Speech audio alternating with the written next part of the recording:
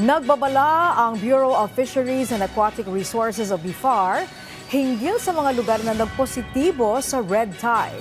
Samantala, DA tiniyak ang tulong sa mga mangingisda at magsasaka na posibleng maapektuhan ng El Nino. Si J.M. Thompson sa sentro ng balita.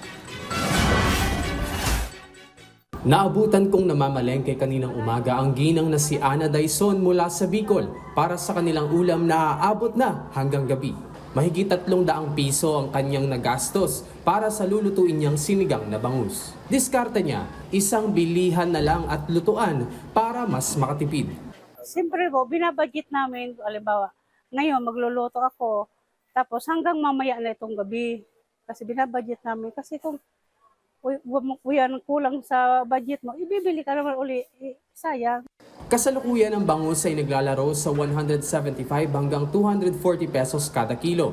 Ang tilapia, mabibili mula 140 hanggang 150 kada kilo, habang ang galunggong ay 140 hanggang 200 pesos ang kada kilo. Para naman sa mga rekado sa ulam, nananatili ang presyo ng baboy sa 340 hanggang 420 pesos ang kada kilo, at ang manok naman ay 145 hanggang 200 pesos kada kilo. Samantala, ayon sa ilang nagtitinda ng gulay dito sa Kamuning Public Market, nananatiling stable at normal ang presyo ngayon ng mga gulay.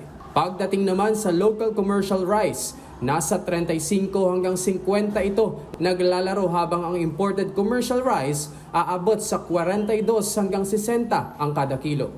At para makatipid ang ilan nating mga kababayan, tuloy-tuloy pa rin ang bentahan ng 20 pesos na bigas sa mga kadiwa outlets.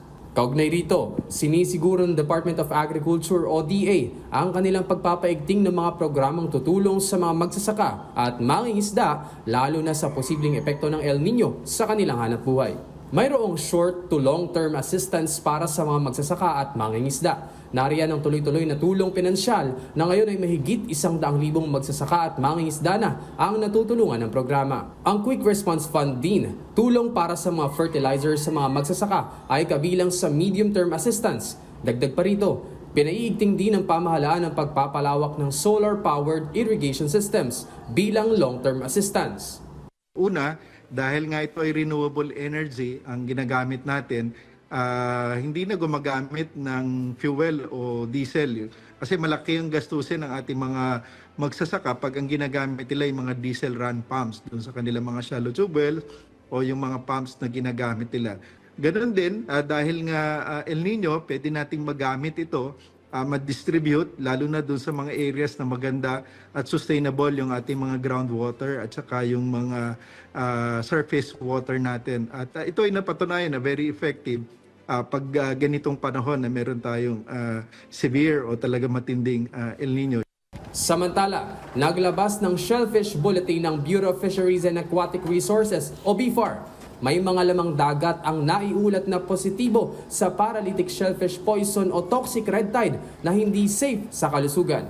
Ito ay mula sa baybayin ng Dumangkilas sa Zamboanga del Sur, Tantanang sa Zamboanga Sibugay Province, Matarinaw sa Eastern Samar at coastal waters sa Bolinao at Anda, Pangasinan.